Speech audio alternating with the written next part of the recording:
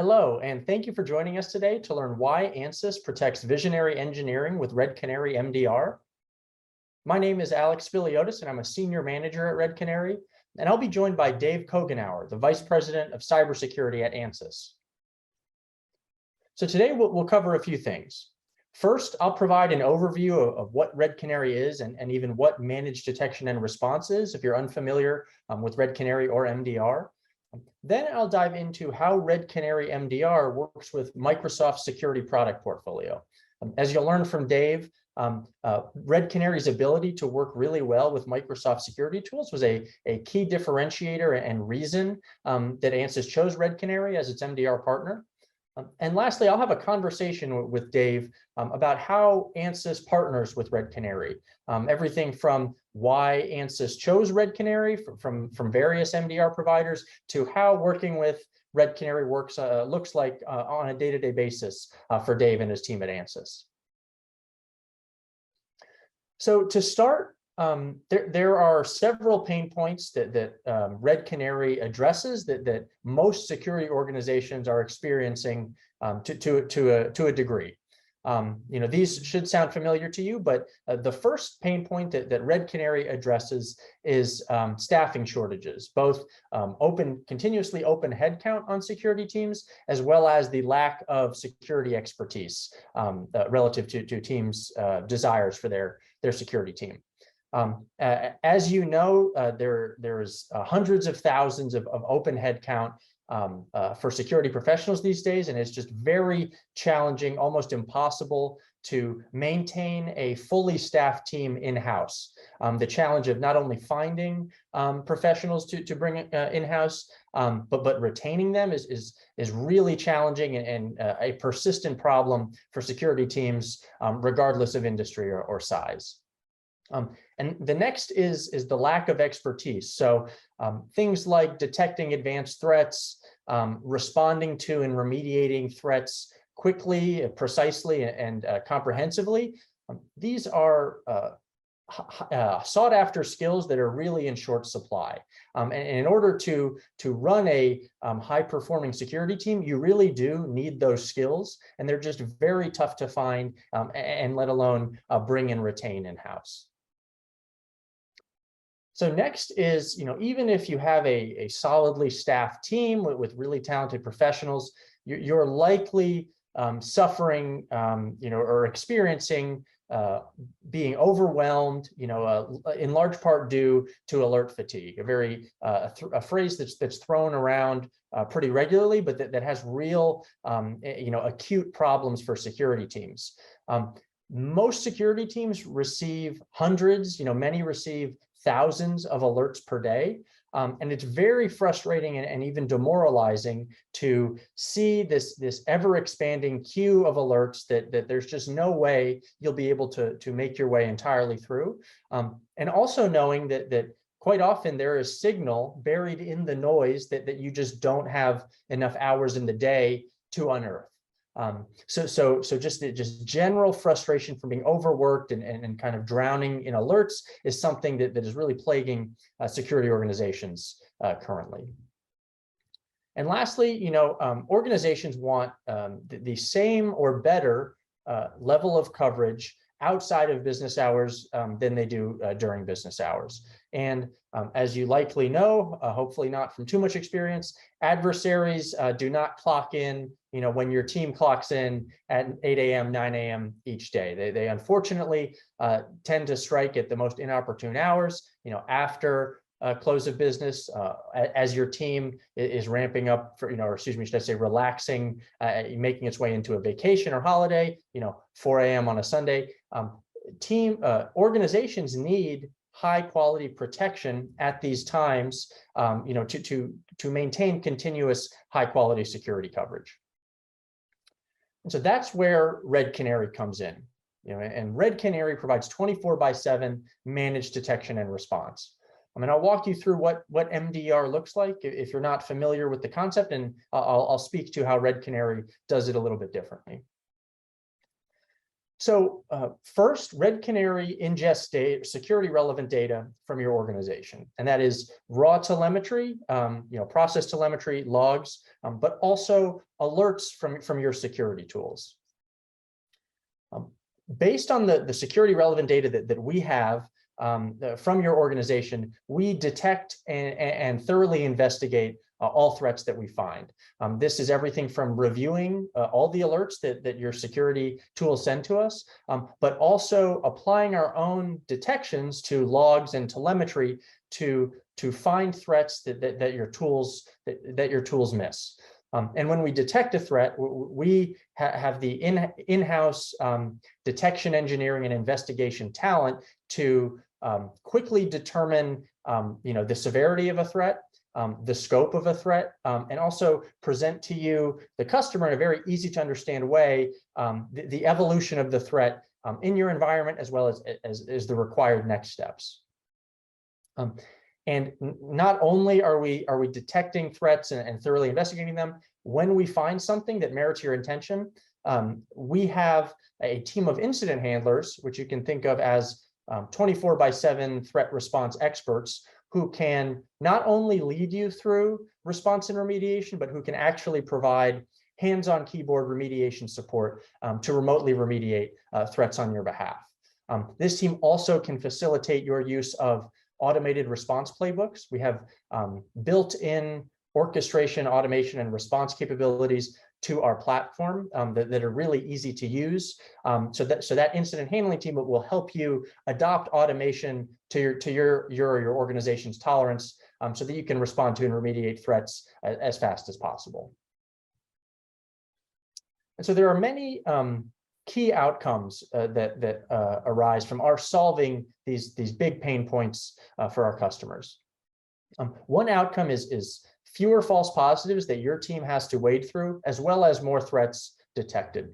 So we take in, lots of what you could consider noise from your environment, all the alerts, lots of telemetry, logs, that type of thing, and we, based on the power of our technology platform and our human experts, remove over 99% of false positives, so that your team can only has to look at, in Red Canary, the threats that are relevant.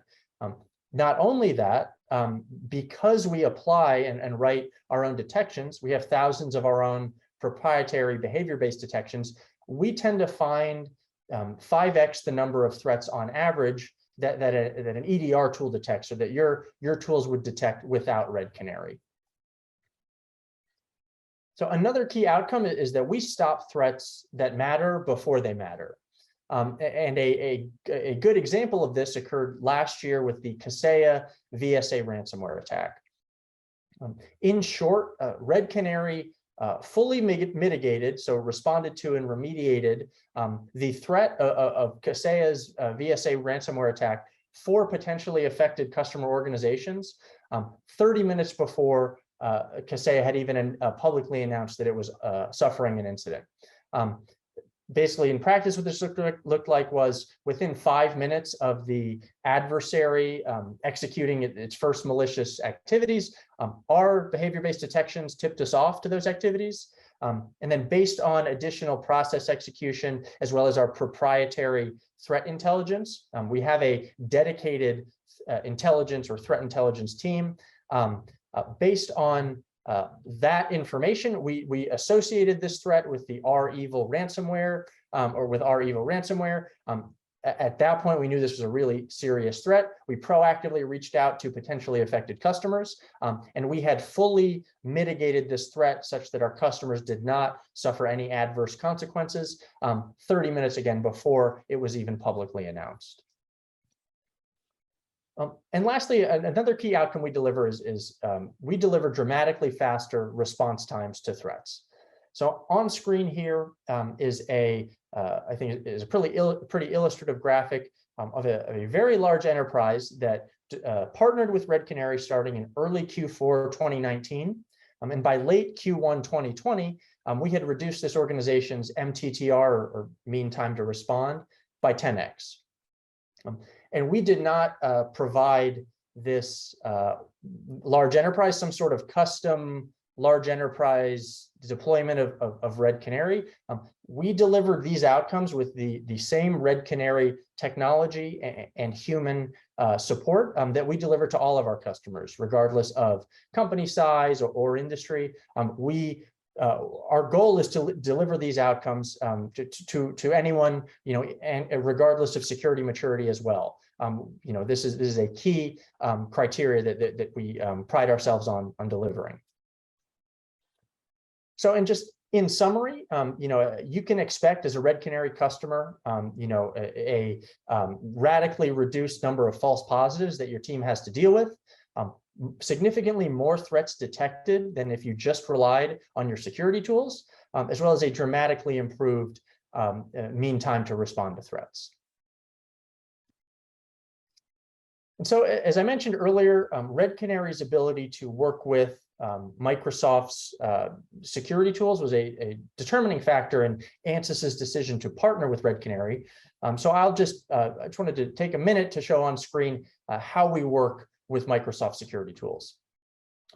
So you'll see represented in kind of the gray boxes here, tools, Microsoft's XDR suite of services, so Microsoft 365 Defender, the tools that comprise those. We work with those tools as well as other Microsoft security tools that are security relevant.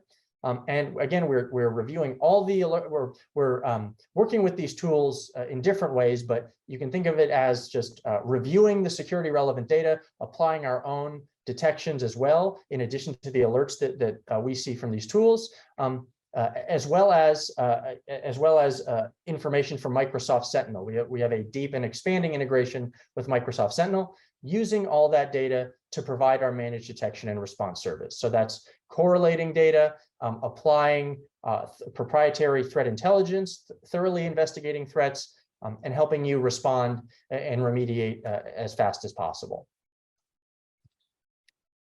And that's kind of a testament to the quality of our managed detection and response using Microsoft's tools. Microsoft awarded us its Security Trailblazer Award in 2022. And this we received this award for the unique and positive outcomes, security outcomes that we deliver joint customers. This award was voted on by Microsoft security leadership, as well as top security partners. So we're really proud of it. We think it is a testament to our standing inside Microsoft with its product leaders and decision makers, as well as just in the industry, as a very well respected leading MDR provider. So that's it from just me for right now, and I think we can now kick it over to Dave. Dave, how are you doing today? Doing well. How have you been? Been good. Yeah, thank you. Thanks so much for spending time with us today. Some people may have joined the webinar late, so for those who don't, would you mind just introducing yourself, where you work, your role, a little bit about Ansys, that type of thing? Sure, not a problem. Vice President of Cybersecurity for Ansys. Been with the company since the very end of 2019. Great organization. We really specialize in software simulation.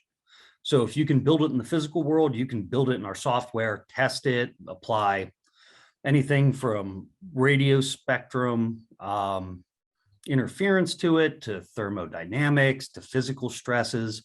Really lets you jumpstart taking a product from concept as a CAD drawing into something that you know how it will function out in the real world. So really fascinating stuff. If you ever get a chance to talk to some of our PhDs, guys who are much smarter than I am, just a great group of mad scientists we have. Oh, very cool. So Red Canary are really big in providing information to people just trying to get into cybersecurity. So in the event that we have a few of those folks on our call, would you just share a little bit about how you got into cybersecurity? Yeah, I got into the field due to air conditioning. Okay, just like most people probably, right? Yeah, air conditioning. It's really what it boiled down to. Yeah. No, I started my career in the Marine Corps. I was an infantryman. I was if they're still around, I think they got rid of my MOS or changed it, but I was a 0351 anti-tank assaultman. So okay. That's good. Carrying the acronyms from the Marine Corps to cybersecurity. You have to have a bunch of TLAs. The more 3-letter acronyms you can put in, the better. Yeah. It became pretty clear pretty quickly. We had no digital assets. with where we were at. We just didn't have enough computer folks. I start getting more and more the role of, running, your NIPRNet, your SIPRNet, doing like kind of a battalion automations NCOIC type role. So I hope I'm not losing too many people on the call with all the jargon, but basically I was the guy who fixed the colonel's computer. That led to the S2 in the military as an intel officer, bringing me captured materials to see what was on them. So I kind of did my own crash course in digital forensics. That led to a pretty cool career down in DC doing the same thing for different parts of the Department of Defense. That moved into intrusion operations / mainly defense. I've always been way more on the blue side when it comes to network operations than the red team. But yeah, that one thing led to another. Next thing you know, I'm in the private sector and running different corporate teams, and it's been a crazy ride. Yeah. Oh, that's really cool. Well, thank you for that. So now I guess a little bit more specific to your MDR, managed detection and response journey. So what challenges caused you to look at, hey, maybe I need to partner with an MDR provider? Oh, so on the managed side of the house? Yeah. Yeah. What it really comes down to is just manpower, all things considered. But we're not large enough that I can take 20 people and devote them to 24/7 operations with an in-house SOC. I've worked in organizations that have that. I've ran that before. It's great if you can do it. By great, I mean, if you can avoid doing it, avoid it at all costs. But it chews through people, especially if you have to do it in the US. Because the problem you get into is not only do you need a minimum, I think the last time I ran the numbers, counting holidays, weekends, people being sick, shift rotations, you're looking at a bare minimum of like 20, 21 people. And you're going to force a good chunk of those people to work non-standard hours, which makes it a recruitment problem or retention problem. And for night shift, I've worked night shift for a little over 2 years, and it becomes, if you do it long-term, it becomes a health and psychological problem. Yeah. So we're not big enough to have 20 people that I can just dedicate to a SOC. And if I had my choice, I wouldn't do it anyway, because it becomes a leadership challenge. So that's really where we started to look at, okay, how can we balance with another provider that can kind of take those off hours, those nights, weekends, holidays. So my guys aren't constantly in the churn of how do we man the desk, so to speak. Yeah, and that's really interesting. I mean, it sounds like you ran the numbers, you'd done it before, and you'd been led in 24/7 SOC, and you had led a 24/7. Kind of all the everything pointed to like, let's see if we can find a partner for the management. That's really interesting. Yeah, and honestly, it's also cost. I mean, if you're doing it in-house, you're not going to get an economy of scale. Yeah. And then you get to the other point, which you also don't get a broader visibility across multiple companies. Yeah. So, there's trade-offs with going with an MSP. There are downsides. You're increasing your attack surface area a little bit by bringing in any third-party supplier. But at the end of the day, you're working with a group that's going to see attacks on networks that aren't yours, which is huge. Because when you're sitting in the defense and you're guarding one company, you really, aside from, you can get some good threat intel from different sources, but you're not seeing that near real time. When you made the decision, like, we're going to look to partner with a, managed detection and response provider, did you have like specific criteria that were, non-negotiable? Like the provider, yes, there'll be nice to have things, but these are the need to haves. Did you have that type of criteria? Yeah. Obviously, 24/7 operations, it wouldn't make sense to do it otherwise. I've seen some situations, believe it or not, where they'll not be 24/7, but still want to be an MSSP. That's starting to go away quite a bit. Okay. Thankfully, that's some of the older, smaller shops were kind of like that. We need to have pretty direct access to the engineers, pretty direct access to the analysts, and we wanted to know the process. I mean, I've seen, and they will remain nameless probably due to NDAs.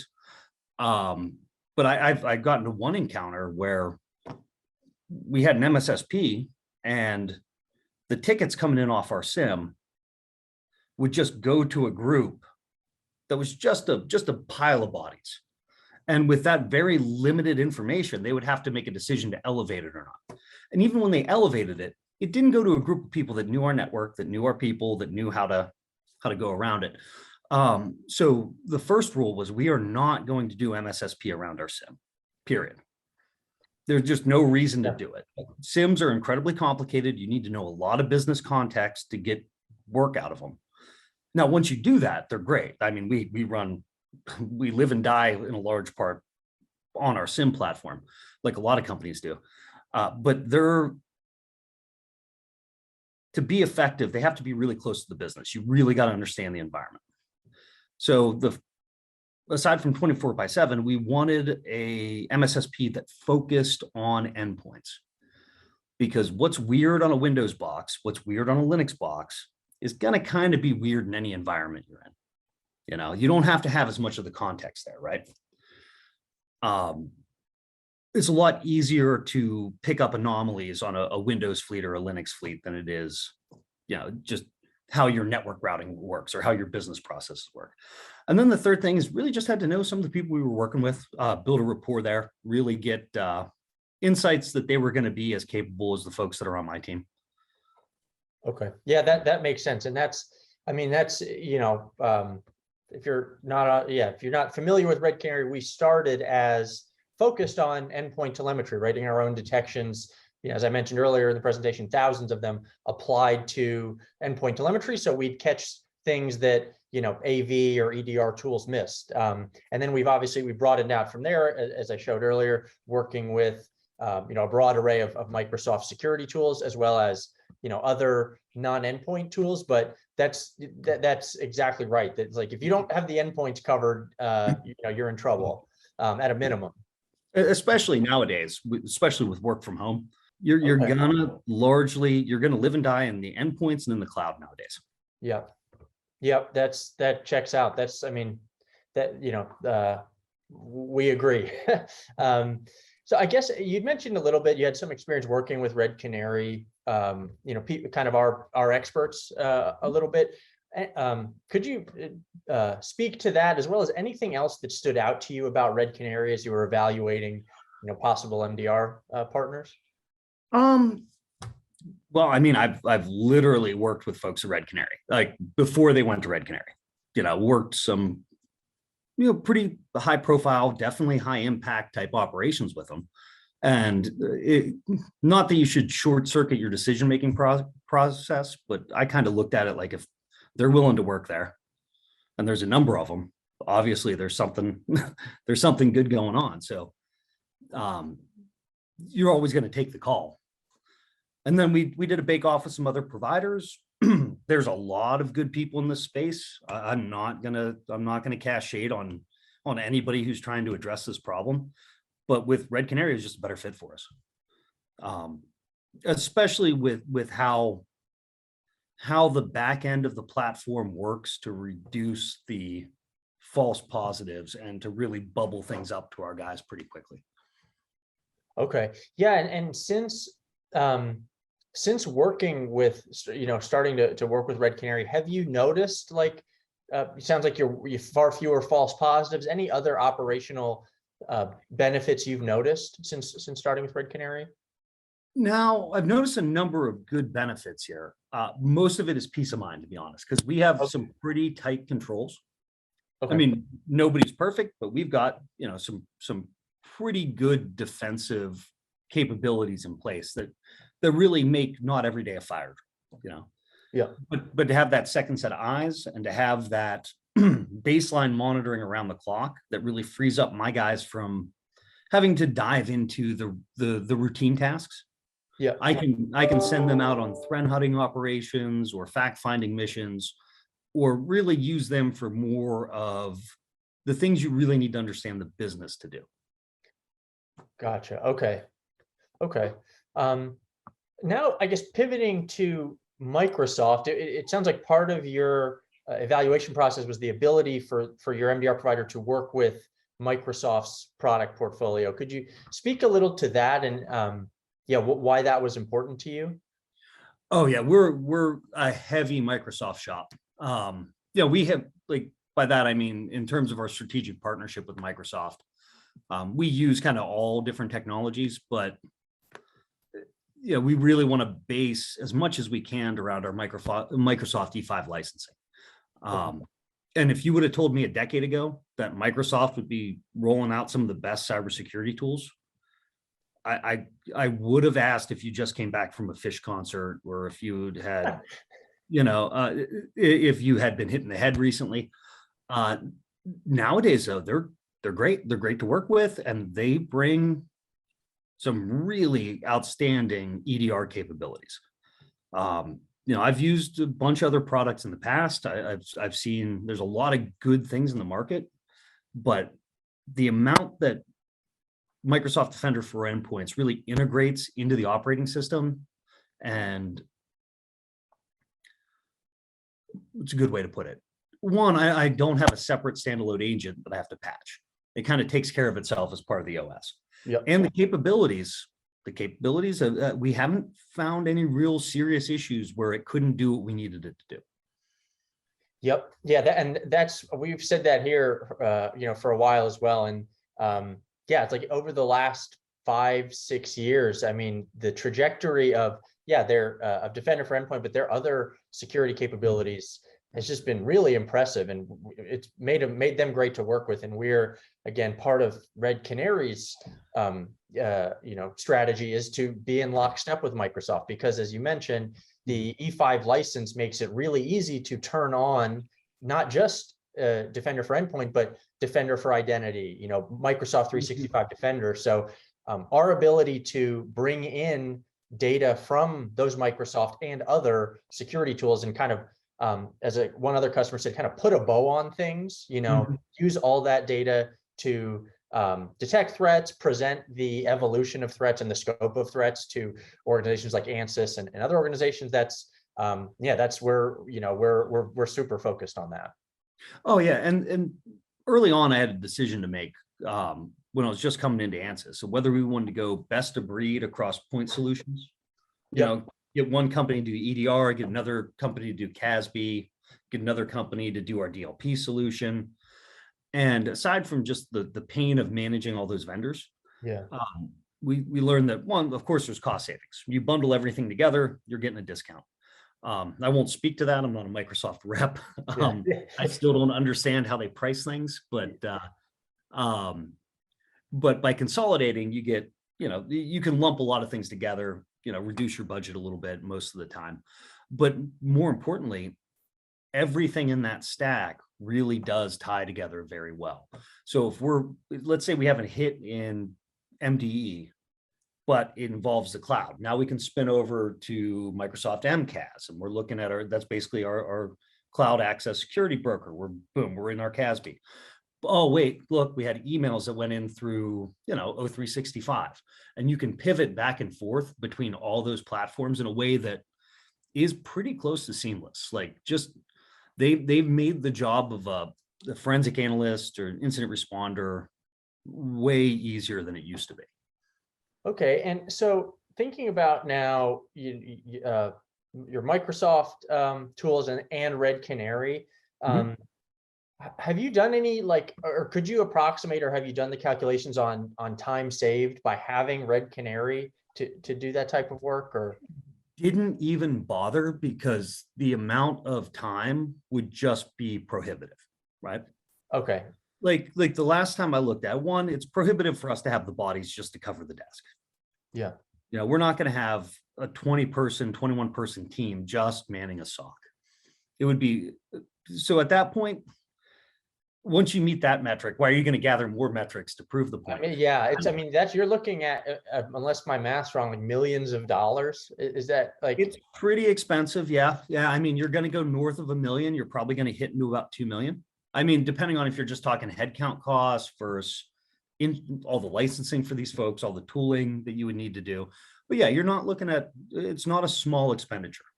Yeah, and that's, I mean, and then you bring in the challenges of retention, getting Mhm. the right expertise. As you mentioned earlier, management headache, right? I mean, Honestly, that's got to cause you migraines thinking about having to do that again. honestly, good luck finding enough people that are qualified to do the work. Yeah. That's a challenge. There's not, let's just say, I don't think there's anyone in the detection or IR field that is currently unemployed unless they want to be. Yeah. Yeah. No, it's a lot of headache. It's a lot of stress on your HR department, your recruiters. You know, the smaller you can, you want to have economy of force. You want to have a small, the smallest amount of people that are effective at the job is really what you want to go for. Yeah.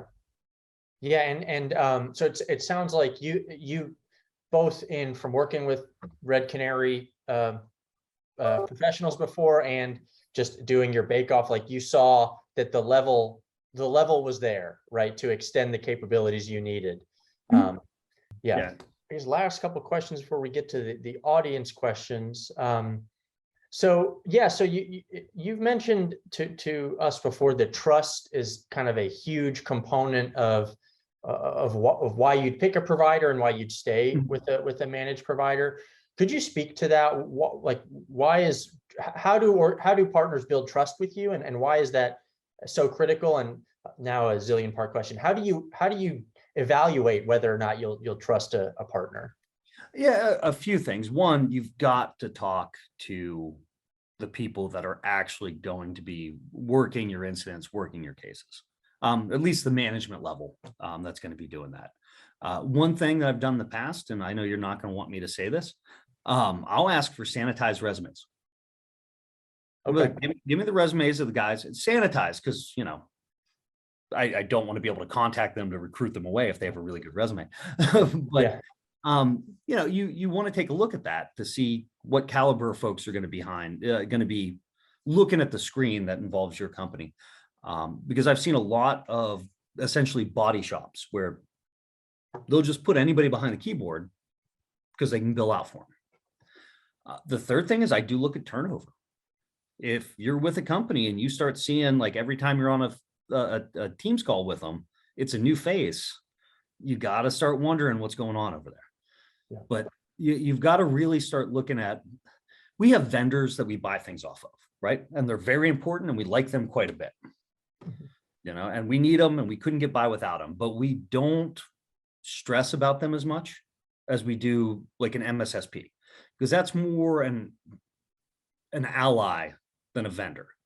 You know, that's somebody who's essentially going to be part of your team. They're going to be in your human driven workflows to a certain extent. So definitely do POCs, do bake-offs, pick a couple vendors, do a proof of concept, see who fits best with your organization.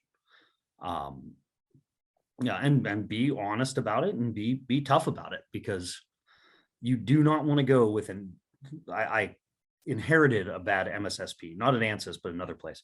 But I inherited an MSSP that was pretty fly by night, and it adds to your stress because you think you have something covered, but you know they're not good at it, so it is not covered. Yeah. Oh, Yeah, it's just you have to second guess everything. It's just a nightmare. Yeah, and it's don't funny. pick a bad one here. Don't pick a bad MSSP. Yeah, and it's funny. I've spoken with 2 customers now who, as part of their evaluation process, said we looked at like the Red Canary resumes and we knew, like, beyond a shadow of a doubt, that the people who are going to be doing this for us were the best in the business, right? And now at this point, we encourage people to, like, I've said to people, like, just go on LinkedIn and do Red Canary incident handler, and I have full confidence that, people will be like, okay, these are the people I want, protecting my environment. Yeah. Yeah.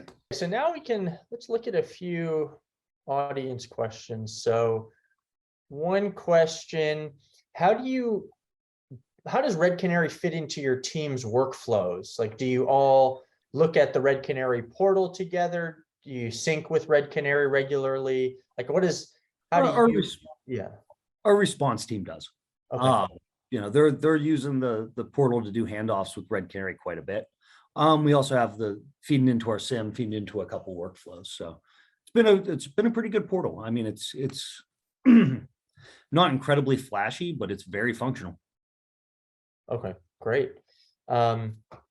Okay, this question, so I think this is probably related to my presentation. Why does like raw telemetry versus alerts matter? So I'll take that one. So when you think about an alert from a security product, the decision about whether or not that thing is a threat or not has already been made, right? That the software has made that decision.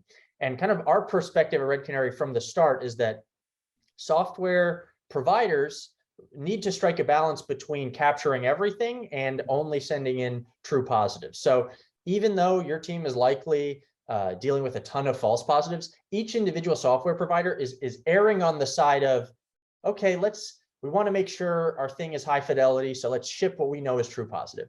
Mm-hmm. The result of that is that there's a lot of noise in which signal is buried because the providers just can't ship tools that catch everything, but it's in 7 zillion alerts, right? Relative to the number you're seeing.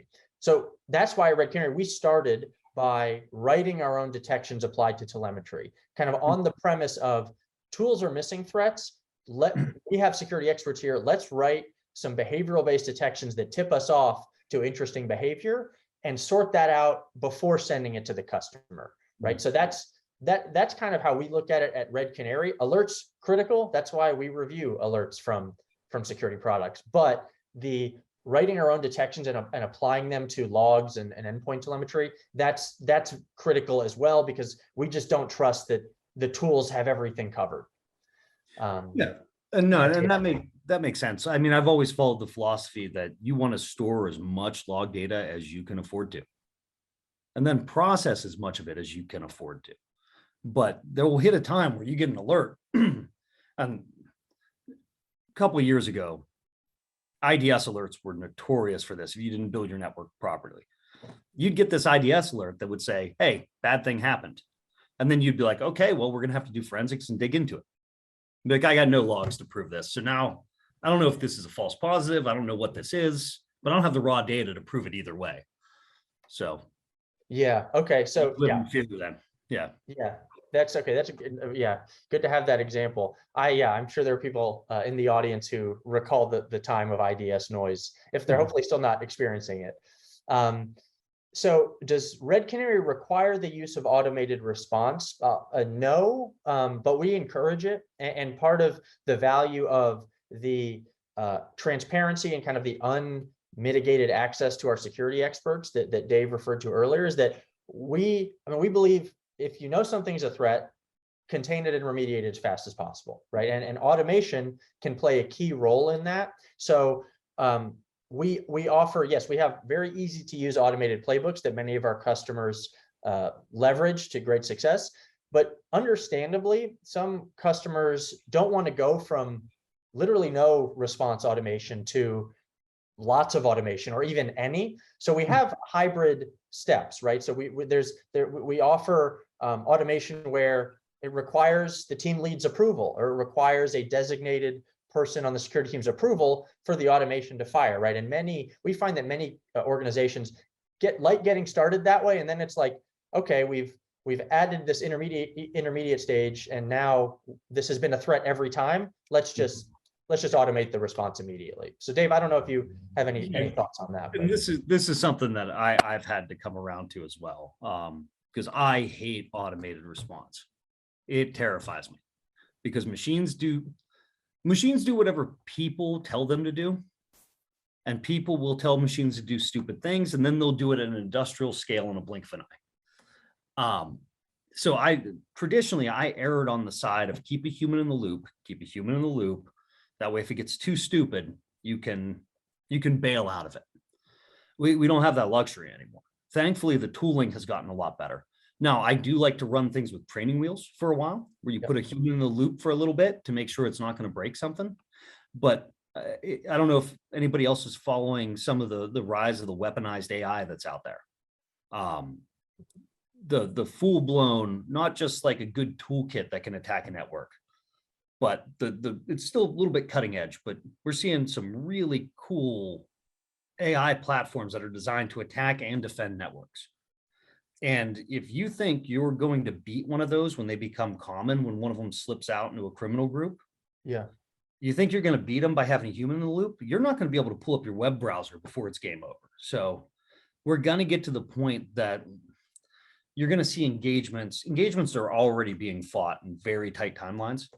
You're going to see engagements that are just so quick that humans cannot do it. You're going to let the network have to heal itself and accept the risk that at a certain point it might break something, you know? I mean, and we kind of let AV do that now. So it's not like we've never done something like that, but I don't know. It's going to be wild though. I think that's going to be the next big thing we really need to shift focus on. It's going to be SOAR. It's going to be automation. It's going to be having the humans set up how the systems respond, but then kind of letting them protect themselves. Yeah, and that's, I mean, that's why the kind of the scale, like kind of automation run amok at scale, is why we have our incident handling team to guide customer organizations through the use of automation. We have the hybrid step, but also just we have very simple playbooks. I encourage, you can find examples on our website, but also if you set up a demo, we can walk through any audience members who's interested. It's really straightforward. We've heard customers say, yeah, I have a big SOAR tool, but it's so clunky. And then you have all these interconnecting custom playbooks, and that's the chance of disaster there. So many customers think is just much higher. Well, it becomes a game of mousetrap at a certain point. I mean, I've played around with early SOAR tools where you would have pretty complex automations that had to happen that they wouldn't fire all that often. And when they did fire, there'd been another change on another part of the network where now the little man doesn't flip into the bucket and the net doesn't go down. Exactly. It's gotten a lot better. I mean, keep in mind that most of that pain was like 10 years ago.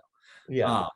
But there is still that. You don't discount the power and importance of stupid automation too.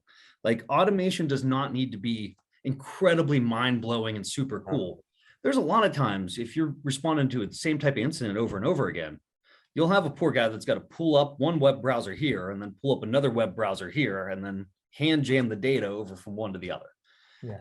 Just some stupid little automation that takes that out of the day, saves you hours week after week. So yeah. Exactly. Okay, I think we have time for one more question. So this question is the difference between MSSPs and MDR. So, okay, I can start with that, and then I can kick it over to you, Dave. So, I use them interchangeably. Yeah. So my thought, I guess at Red Canary, it's all managed security services, no doubt. And we at Red Canary, we do managed detection response. We are a managed security service provider. So yes, there's a little acronym soup. The reason we say we're managed detection and response is because of issues.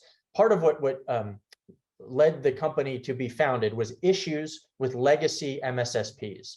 And as I mentioned early on in my presentation, legacy MSSPs often would add no security value on top of sending back high severity alerts to customer organizations. That people hated their legacy MSSPs, right? So we feel like we are an evolution from that, where we're actually providing a ton of security value on top of the security tools that our customers use, detecting threats that legacy MSSPs were not detecting, thoroughly investigating threats in a way that legacy MSSPs just don't have the talent to do, and then presenting it to customers and both managing and performing response and remediation for customers in a way that legacy MSSPs did not. So I'll kick it. Yeah, I think Dave, you had mentioned that. Yeah, how do you see the difference, if at all? And you had mentioned earlier experience with a bad MSSP who we don't need to name, but what did that look like versus what does it look like, with Red Canary? I mean, it's a wide space. Back when MSSPs first came out, a lot of them were like, yeah, we'll set up your systems for you. We'll do like total outsourcing of your security stack. Heck, I've seen a lot of virtual CISO stuff going on that's MSSPs. I don't like to get into the nomenclature war about it, the acronym war. MSSP, broad statement, MDR a little bit more focused. Big thing is if you're engaging with any MSSP, really any vendor, but definitely an MSSP, set the scope, make sure you look through the statement of work of what they actually have to do to meet contract. And don't think they're going to be able to do, a lot of times, depending on, with most things, they're not going to be able to do it cheaper externally than you can do it in-house, unless you're looking at trying to do 24/7 ops or a couple other little niche areas. Got it. Yeah. So, okay. Yeah, that makes sense. And that's Red Canary, right? So there's 24/7 and the detection, investigation, and response in a way that people have been frustrated with their other MSSPs in the past.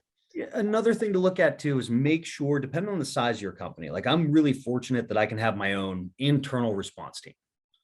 I've got a good group of guys that can do a full-blown forensics investigation. They can do a full IR cycle.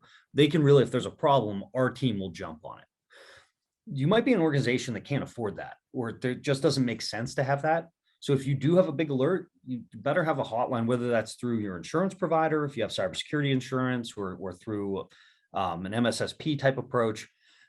If there's an emergency and there's a real crisis and you don't have the organic capability, you better be able to get somebody on the phone very quickly to fix, the CEO losing control of his email account, or like a major BEC scam or a ransomware attack. So if you can't do it internally, make sure you go with somebody who can get you good incident response support quickly, and test it. Test response times.